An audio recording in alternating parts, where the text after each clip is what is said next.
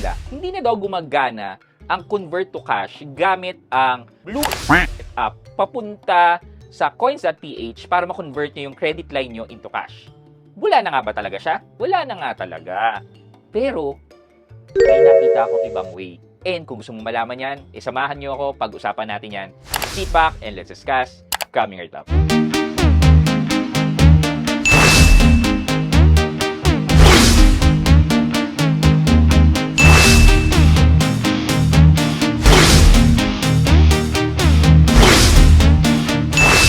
Disclaimer lang po, medyo isa-sensor po natin yung paggamit at pag-use ng e-wallet app na Color Blue because iniwasan po natin na mabengbang po tayo ng mga tao dun sa kumpanya na yan. So please just connect the dots and bear with me.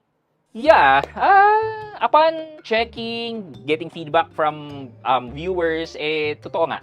Wala na nga yung workaround natin converting yung credit line nyo from the Blue app to coins.ph. Well, sa totoo lang guys itong G na to nung ginagamit ko is napakalaking tulong nito. And kung i-convert nga siya sa cash noon time ko. Kasi hindi pa sikat yung mga online lending apps noon Wala pang mga ganun noon nung nauso tong G. And having a G na pwede mong gamitin as cash, well, bakit hindi, di ba? But now, humihigpit sila ng humihigpit, di ba? Nawala na yung mga iba't ibang way. Pwede pa dati sa CIMB, tapos nagkaroon ng coins.ph. Eventually, wala na ngayon. So, sabi ko nga, meron akong nakita na iba pang way para mapagana yan. And paano? Well, I can't really tell you or do a step-by-step process, but I'll explain to you guys and please bear with me yung process. Okay. Sa mga process natin ng pag-convert ng to cash, ang usually yung ginagamit natin dyan is DragonPay. Now, sa coins.ph, tinanggal na kasi yung DragonPay. So, thus, wala ka ng way to use your G, diba? Ngayon, ang nakita kong way na yan is ganun pa rin naman, using DragonPay. So, kung makakakita kayo ng iba pang mga apps na nag-accept ng cash in through DragonPay, well, yeah, magagawa nyo yun. Katulad na lang na nakita ko dito sa isang Reddit post. And credit po sa kanila. Hindi ko po kinukuha yung credit Credit po dito sa post na to, which nagsasabi na nagawa po nila using PDAX. PDAX is a crypto exchange wherein dito ka bibili ng crypto, dito ka magbebenta ng crypto. So, anong kinalaman nito sa pag-convert ng G? Well, yeah, katulad na sinabi ko, yung main na process to convert your G is using DragonPay. Thus, sabi ko nga, maghanap lang kayo ng mga app na nagka-cash in through DragonPay, then, yeah, magagamit nyo yung G nyo. Like PDAX. Dito sa post ng Redditor na to, sinasabi niya na pwede daw mag-cash in dito and as long as verified user ka kay PDAX, pwede mo rin siyang mai-cash out or mai-transfer. So, i-check natin kung tama to. And apparently, meron akong PDAX account kasi previously, nagki-crypto rin naman ako. So, kung wala pa po kayong PDAX account, well, you just need to download the app and register. During registration, syempre napakasimple lang naman yan.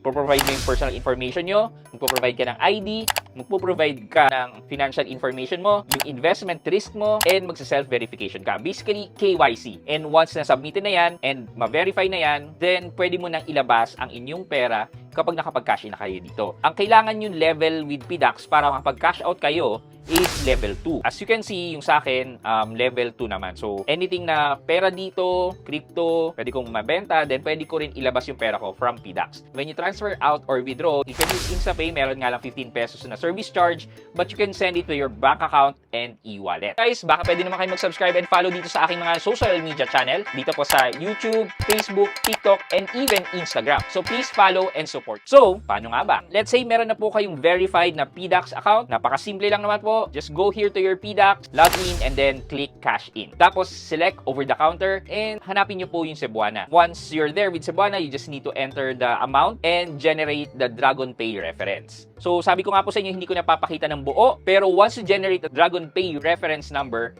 then you can head over to your Blue e-wallet account and then go to bills. Then search nyo yung DragonPay, and then when you're in the DragonPay na, you just need to enter the reference number, your cell phone number, and email address if you want to, and then hit proceed. Then mamimili ka na dito kung gagamitin mo ba yung credit line mo or yung cash mo. So once may lagay nyo yung amount and the reference number, then just hit Pay. Some reminders nga lang po dito, yung amount na ika-cash in nyo, dagdagan nyo po ng 25 pesos. 25 pesos is the processing fee ni PDAC. So in my case, 200 pesos ang kinash in ko. Tapos, pagdating dito sa Blue app, dun sa Pay Bills, ang nilagay ko po dyan ay 225 pesos. Para pagdating po dun sa PDAC's account, 200 po siya. But also take note po na meron pong 10 pesos na service charge itong Blue app natin. Thus, nasa around 35 pesos po ang service charge na makakaltas po sa inyo. You just have to be aware of the cost para alam nyo kung gaano kalaki yung itatransfer nyo or what. After paying that, you can go back to your PDAX account and check if nag-reflect na ang inyong credit to cash. So basically, napaka-simpleng process lang. Katulad lang naman din siya ng coins. Paano ginawa nyo sa coins? Almost the same lang naman kung paano gagawin dito kay PDAC. Nagpalit lang ng app, but the process still remains the same using DragonPay. And again guys, medyo pasensya na po kayo. Blurred po yung apps natin kasi iniiwasan po natin na mabengbang po tayo nung Blue app na yan.